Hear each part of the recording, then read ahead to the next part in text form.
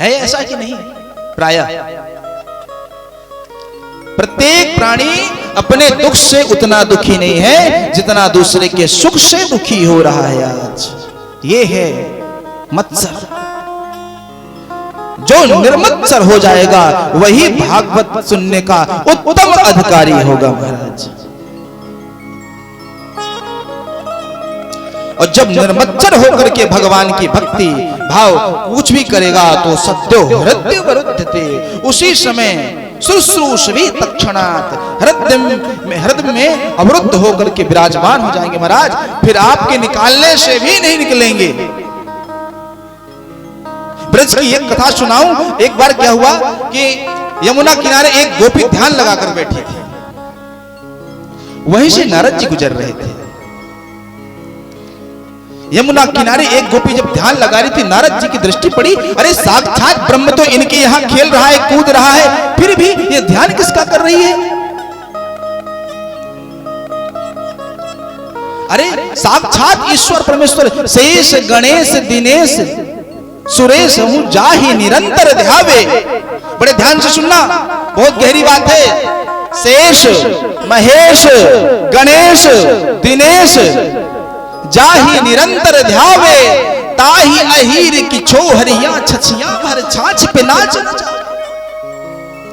जिसको शेष यानी शेषावतार, महेश भोले बाबा, गणेश दिनेश सूर्य, जाहि निरंतर ध्यावे, जिसको ध्यान करते हैं, ताहि अहीर की छोहरिया छछिया भर छाछ पे नाच। ए लाला एक ठुमका लगाई थी ना, फिर तुमको दही पिवाऊं। जरा एक अच्छा ठुमका लगा के दिखाई दे।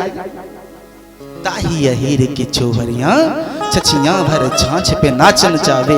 वो गोपी आज ध्यान लगाकर बैठी है। नारद जी गुजर रहे थे, सोचे बताओ अखंड ब्रह्मांड का मालिक इनके साथ खेल रहा है, कूद रहा है, इनके कहने पर ठुमका लगा रहा है, और ये ध्यान किसका लगा रही है? जिसका सारा जगत ध्यान लगाता है वो साक्षात यहाँ पर इनके साथ खेलता है, फिर ध्यान किसका लगा? तो चलो देखो, पूछते हैं क्या बात है। पास गई, पूछती है, तो ध्यानस्थ उठाया जाकर के आवाज लगाई, अरे गोपी तुम किसका ध्यान कर रही हो? किसको भजन कर रही हो? किस परमेश्वर का ध्यान कर रही हो? गोपी कहती है, महाराज वो एक नंद का लाला है ना, वो छोटा सा, वो चित्त में ऐसा चिपक गया है महाराज कि वो कुछ करने ही नहीं देता है।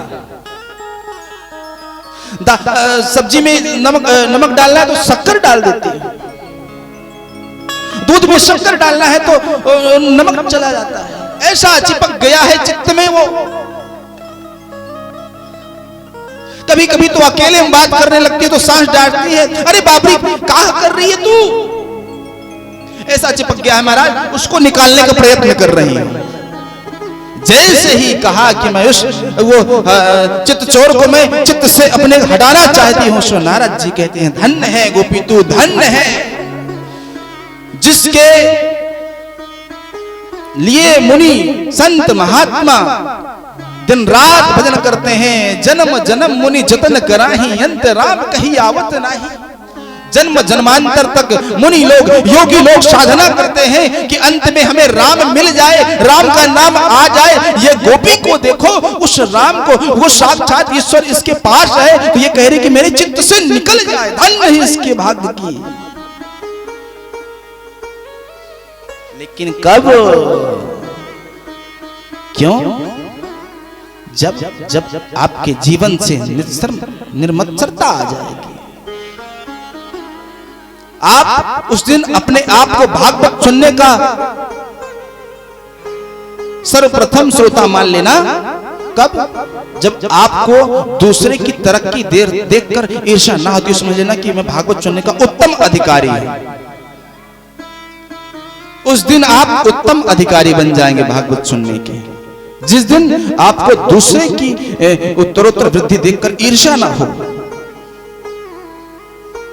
उसको नीचे झुकाने का मन ना होता हो, जब आपको लगे कि मैं सबको ऊपर देखना चाहूँ, तब समझ लेना कि मैं भागवत सुनने का उत्तम अधिकारी बन गया हूँ और भगवान का भी मैं अनन्य भक्त बनने से बहुत देर नहीं है मुझ में। उसी समय शुश्रूष भी तत्क्षणात् सद्यो हृदय वरुध्यते, उसी समय भगवान आपके जाके हृदय में फिर निकलने वाली नहीं है। जिस प्रकार से उस गोपी को निकालने का प्रयत्न कर रही है, फिर भी नहीं निकल रहे हैं। निकल रहे क्या? बात समझ में आ रही है ना? इसीलिए प्यारे, कंचन तजना सहज है सहज दरिया का नेह, मान बड़ाई ईर्ष्या दुर्लभ तजना। ये मान बड़ाई ईर्ष्या ये दुर्लभ है, पर संत महात्मा बहुत मुनि लोग ये सब का त्याग भी करते हैं। इसीलिए संत अलग क्यों खोजते हैं? ना दूसरे की दृष्टि पड़ेगी, ना उसके प्रति ईर्ष्या भावना आएगी। संत लोग गुफाओं में क्यों रहते हैं? एकांत में भजन क्यों किया जाता है? भाई एकांत में भजन की बात आती है तो क्यों आती है? इसीलिए आती है कि ना हम किसी को देखेंगे, ना किसी के लिए मत्सरता का, ना किसी के लिए ईर्ष्या का, ना द्वेष का कोई भाव नहीं आएगा। ना रहेगी बांस, ना बजेगी बांसुरी,